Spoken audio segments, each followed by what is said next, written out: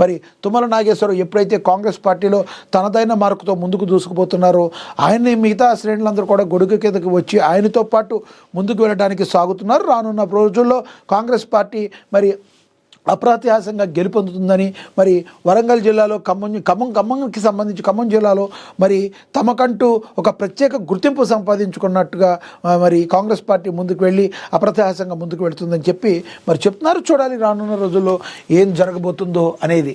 ఒక ఏఎన్ఎన్ మహా క్యాలెండర్ ఆవిష్కరించారు ప్రెస్ అకాడమీ చైర్మన్ శ్రీనివాసరెడ్డి అని. మహబూబాబాద్ జిల్లా కేంద్రంలో ఏఎన్ఎన్ ఛానల్ మహాపత్రిక క్యాలెండర్ను ఐజేయు జాతీయ అధ్యక్షుడు ప్రెస్ అకాడమీ చైర్మన్ శ్రీనివాసరెడ్డి ఆవిష్కరించారు. ఈ కార్యక్రమంలో టీయూడబ్ల్యూజే మహబూబాబాద్ జిల్లా అధ్యక్షులు సిహెచ్ శ్రీనివాస్, జిల్లా ప్రధాన కార్యదర్శి గాడిపల్లి శ్రీహరి, జిల్లా నాయకులు దేశపోయిన విజయ్ కుమార్ తదితరులు పాల్గొన్నారు. ఇక మున్సిపల్ ఎన్నికలపై కసరత్తు ఎస్ఈసి కీలక ప్రకటన అయితే చేసింది. మరి రాష్ట్ర ఎన్నికల సంఘం మున్సిపల్ ఎన్నికలపై దృష్టి సారించింది. ఈ ఎన్నికలపై సన్నద్ధత కసరత్తు చేస్తుంది. దీనిపై బుధవారం జిల్లా కలెక్టర్లు, మున్సిపల్ కమిషనర్లతో రాష్ట్ర ఎన్నికల సంఘం ఉన్నతాధికారులు వీడియో కాన్ఫరెన్స్ నిర్వహించారు. జనవరి 12లోగా ఓటర్ల తుది జాబితా ప్రచురించాలని ఈ సందర్భంగా ఆ అధికారులను ఎస్ఈసి ఆదేశించింది. అలాగే జనవరి 13న టీపోల్ యాప్లో పోలింగ్ స్టేషన్ల ముసాయిదా జాబితా అప్లోడ్ చేయాలని స్పష్టం చేసింది. ఇక జనవరి 16న పోలింగ్ స్టేషన్ల వారీగా ఫోటోలతో కూడిన తుది ఓటర్ల జాబితా ప్రచురించాలని సూచించింది. పంచాయతీ ఎన్నికలు అయిపోయాయి. ఇప్పుడు మున్సిపల్ ఎన్నికలకి నగారా మోగిందనుకోవచ్చు.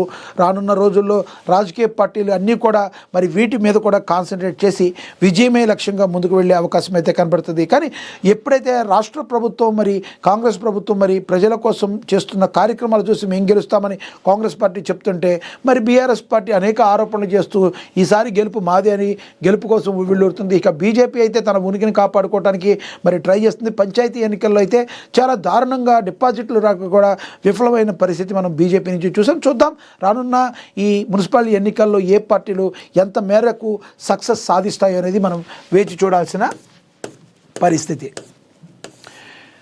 ఇక గ్రీన్లాండ్పై అమెరికా కన్ను త్వరలో అంటూ ట్రంప్ సన్నిహితుల పోస్టులు. వ్యూహాత్మక ఖనిజాలతో ఉన్న ఆర్కిటిక్ ద్వీపం ట్రంప్ వ్యాఖ్యలపై ఐరోపా దేశాలు ఆగ్రహమని కూడా ప్రచురించారు.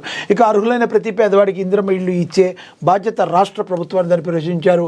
ఇసుక అక్రమ రవాణా చేస్తే కఠిన చర్యలు తప్పవని చెప్పి మరి ప్రభుత్వ నిబంధనల ప్రకారమే ఇసుక క్వారీ నిర్వహించాలని, అక్రమ రవాణాకు పాల్పడితే కఠిన చర్య తీసుకుని కరీంనగర్ జిల్లా కలెక్టర్ పమేలా సత్పతి హెచ్చరించారు. కరీంనగర్ జిల్లా తిమ్మాపూర్ మండలం కొత్తపల్లి పరిధిలోని ఎల్ఎండి రిజర్వాయర్ జలాలను పూడికి నుండి ఇసుక వేరు చేసే విధానానికి క్వారీ నిర్వహణను పోలీస్ కమిషనర్ గౌసాలంతో కలిసి పరిశీలించారు.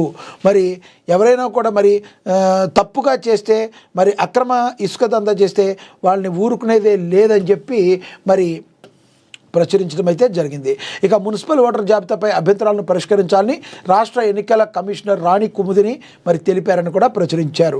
ఇక ఓవరాల్గా మరి అదేవిధంగా అడ్వాన్స్ టెక్నాలజీ సెంటర్ల ద్వారా యువతకు నైపుణ్య శిక్షణ, ఉపాధి కల్పన, ఏటీసీకి త్రాగునీరు సరఫరా, టాయిలెట్స్ రవాణా సదుపాయ కల్పనకు నిధులు మంజూరు చేశారు మంత్రి నల్లమాధవ్ ఉత్తమ్ కుమార్ రెడ్డి అని చెప్పి మరి ప్రచురించడం జరిగింది. ఇక అదేవిధంగా కిషన్బాగ్లో మాదక ద్రవ్యాల నివారణపై అవగాహన కార్యక్రమం చెప్పారు. మరి విద్యార్థుల దశ నుంచి కూడా మరి మాదక ద్రవ్యాల నివారణ, వాటి నియంత్రణ అనకూడదు, నివారణ అనాలి. ఎందుకంటే ఇది చాలా డేంజరస్ థింగ్. ఎందుకంటే మరి చిన్నపిల్లల నుంచే వాటి వలన ఎటువంటి దుష్ఫలితాలు మరి యువకుల మీద, బాలికల మీద, దేశ సమాజం మీద ఉంటుందో అనే దాన్ని చిన్నప్పటి నుంచి చెప్పడం అనేది చాలా చాలా ఇంపార్టెంట్. ఇక నల్గొండ నగరమే మరి నల్గొండ మున్సిపాలిటీ కాలక్రమం మరి కార్పొరేషన్గా అప్గ్రేడ్. మంత్రి కోమటిరెడ్డి పట్టుదలకు సీఎం రేవంత్